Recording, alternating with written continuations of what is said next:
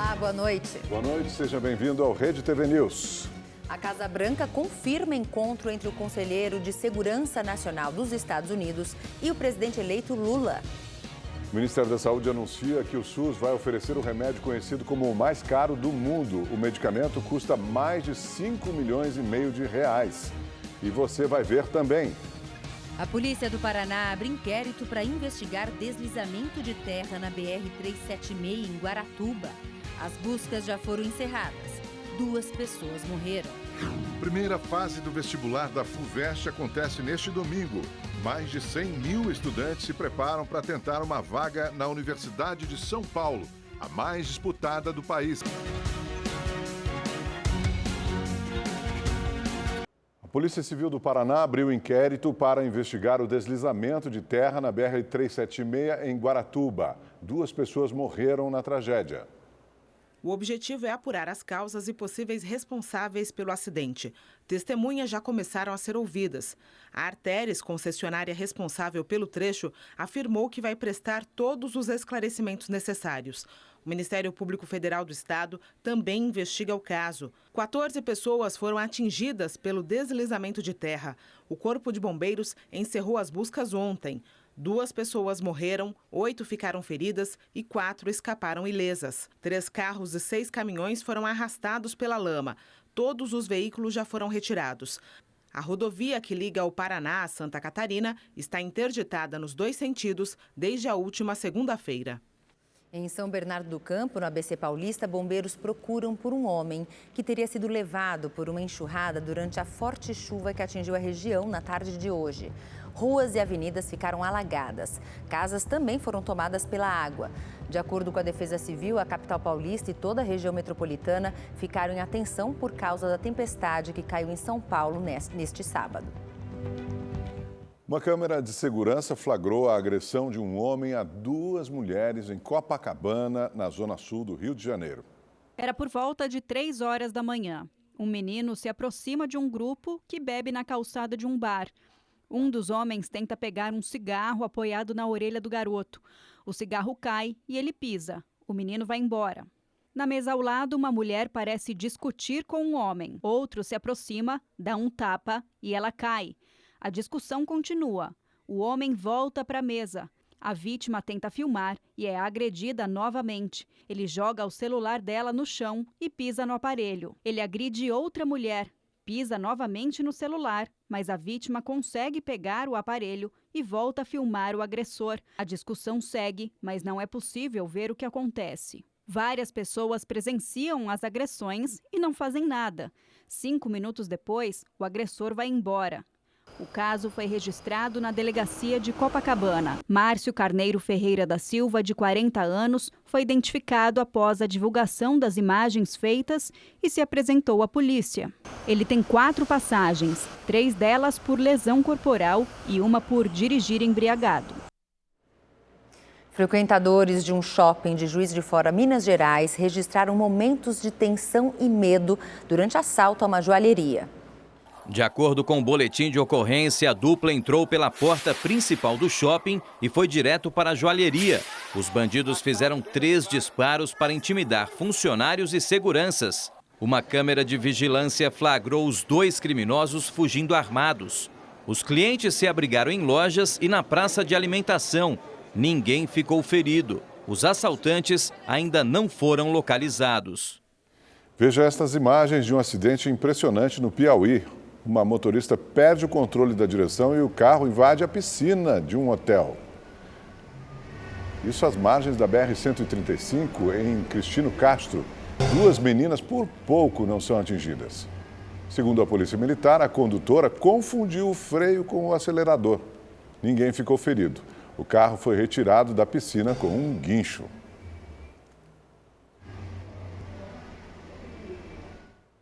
O Parque do Ibirapuera, em São Paulo, inaugurou hoje a decoração de Natal com a árvore mais alta da cidade. E a repórter Estela Freitas está lá para contar os detalhes ao vivo para a gente, né, Estela? Boa noite para você. Boa, Estela.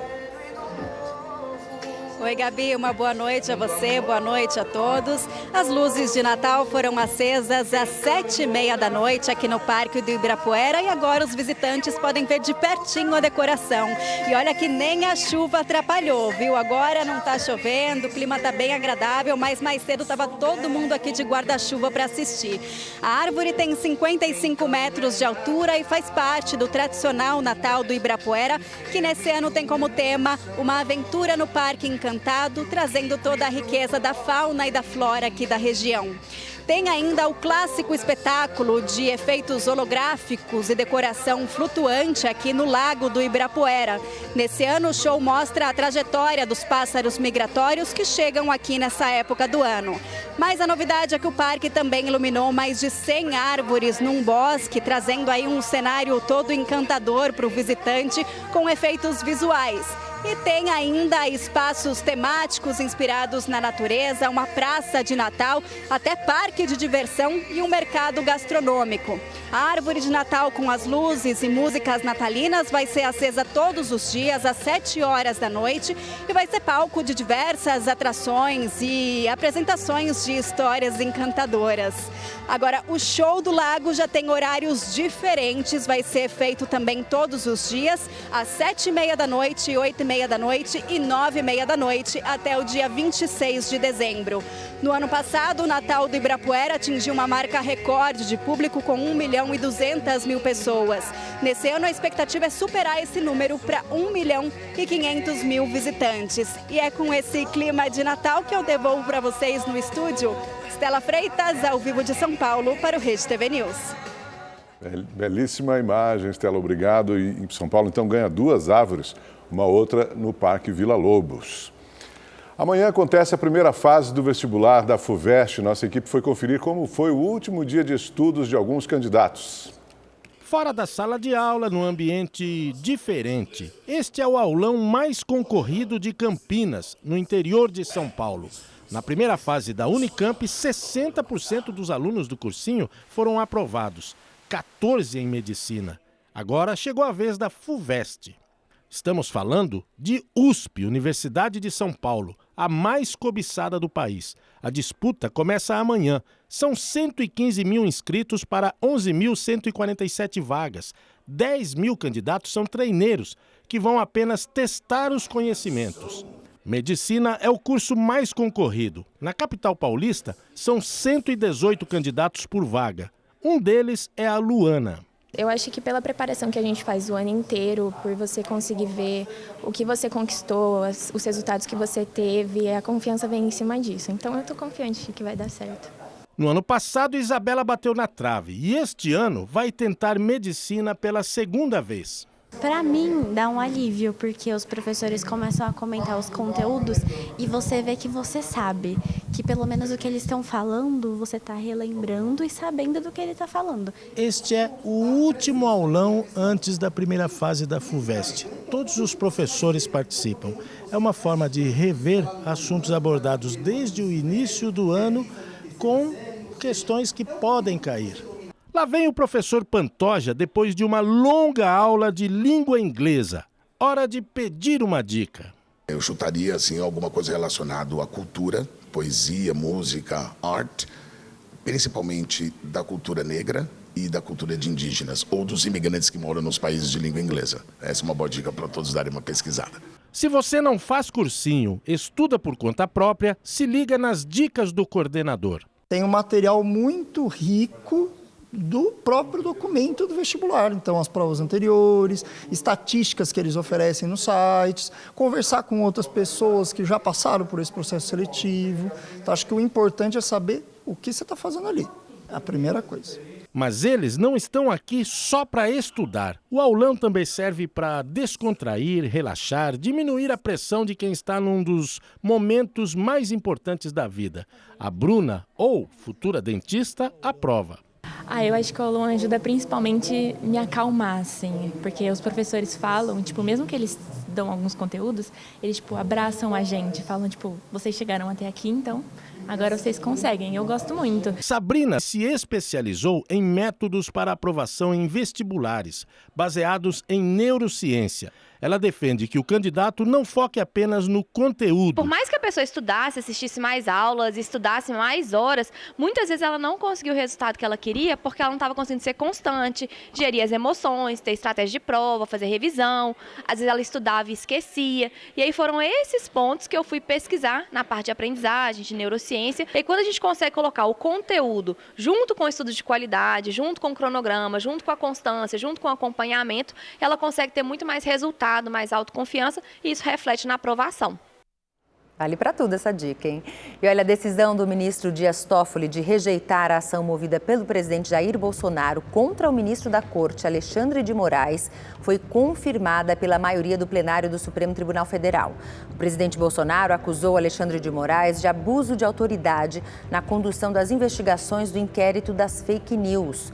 De acordo com Toffoli, nenhum dos atos apontados por Bolsonaro constitui crime.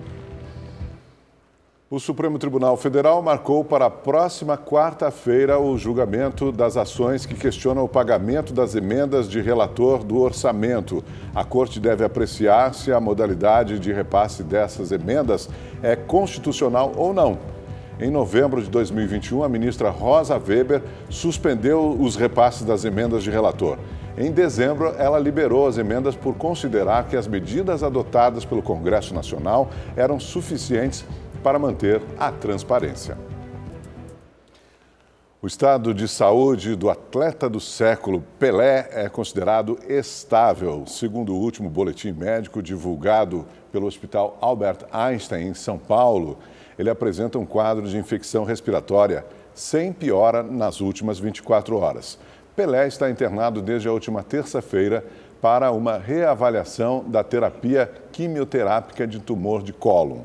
Nas redes sociais, o craque agradeceu aos fãs pelas mensagens de carinho e afirmou estar forte. E olha, em Manaus, uma rua decorada para a Copa do Mundo tem atraído turistas e curiosos. Mais de 100 moradores se reuniram desde agosto para deixar o espaço colorido e atrativo para celebrar, quem sabe, o hexacampeonato da seleção. Bandeirinhas, escudos, o verde e o amarelo viram arte pelas mãos de quem vive aqui.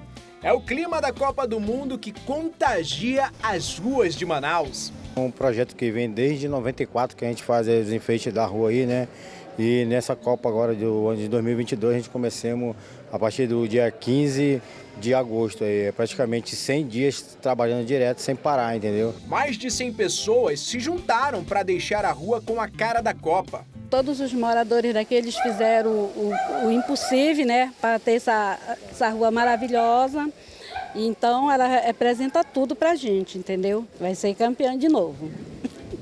A decoração atrai visitantes de todos os cantos. E até a FIFA se rendeu à torcida manauara e mencionou em uma rede social o colorido da capital amazonense. Nós estamos na Rua 3 do bairro Alvorada, zona centro-oeste de Manaus. Esse é um dos pontos mais visitados em época de Copa aqui na cidade. A rua já é famosa pelos trabalhos realizados em comunidade desde 1994. A primeira vez que eu venho aqui, né, eu achei bonito, é um local para levar a família, os amigos, curtir. Eu já tirei várias fotos com meus amigos também. Tanto no Carnaval como no Festival de Parintins, os amazônicos sempre estão arrasando nas alegorias aqui, nas belezas do jogo. Além desta rua, outras vias viraram telas a céu aberto em Manaus.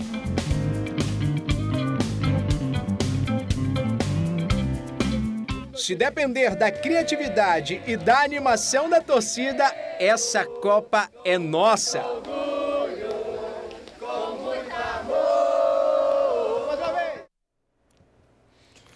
O ministro da Saúde, Marcelo Queiroga, anunciou que o remédio mais caro do mundo será oferecido pelo Sistema Único de Saúde, o SUS. O Zolgensma, usado no tratamento de atrofia muscular espinhal, a AME, uma doença rara, custa cerca de 5,5 milhões de reais. O remédio será oferecido a crianças de até 6 meses de vida. A AME é uma doença degenerativa passada de pai para filhos. A Organização Mundial de Saúde informou que cerca de 90% da população mundial tem algum nível de imunidade à Covid-19, seja pela vacinação ou por ter contraído a doença. Com isso, o órgão afirmou que estamos muito perto do fim da fase de emergência da pandemia. Mas a organização ressalta que ainda é preciso ficar alerta para o surgimento de novas variantes do vírus que podem escapar da imunidade adquirida. Você vai conhecer agora a história de Márcio. Desde criança, ele enxerga apenas com o olho esquerdo.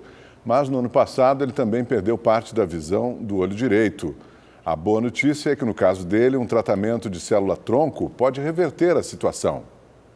Foi um descolamento da retina a causa da perda total da visão do olho direito do Márcio, que na época tinha 12 anos. Ainda assim, ele levava uma vida normal. Para mim era normal. Como a minha visão, graças do olho esquerdo, era boa, né? Tinha um campo visual bom, tinha uma claridade boa, uma visão boa. Então, para mim, eu não consegui lembrar como que era ter as duas visões e eu com uma só. Para mim, eu fazia tudo normal, tudo.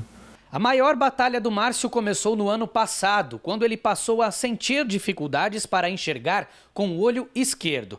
Depois de uma bateria de exames, uma catarata foi descoberta e ele então precisou passar por uma cirurgia.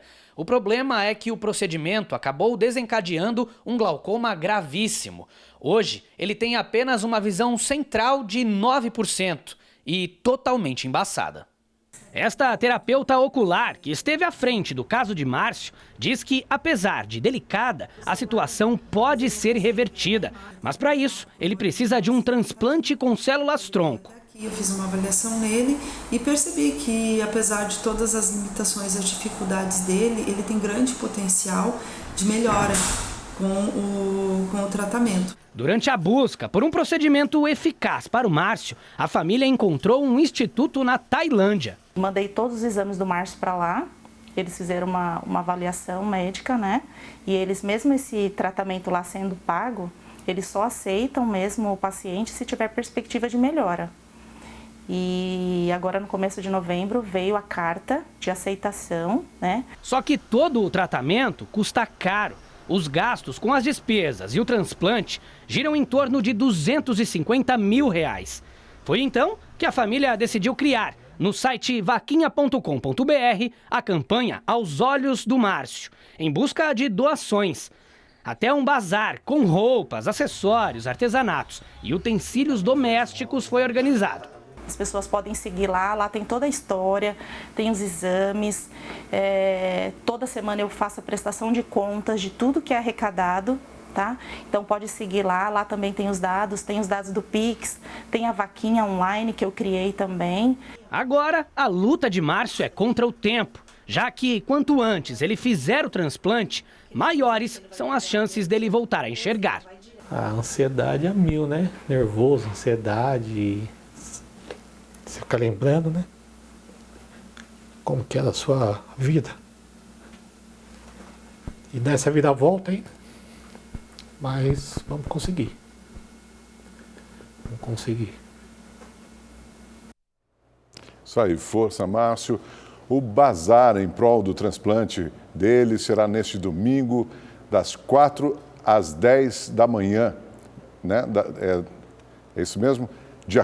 Domingo dia 4, das 10 da manhã às 3 da tarde. É na Avenida Hildebrando de Lima, o número é 1264, no bairro Quilômetro 18, em Osasco, na região metropolitana. E voltamos a falar de esporte aqui no Rede TV News para os apaixonados pelo futebol americano. Amanhã, às 6 horas da tarde, a Rede TV vai transmitir ao vivo a partida entre Los Angeles Rams e Seahawks. O Rede TV News fica por aqui. Boa noite. Boa noite para você.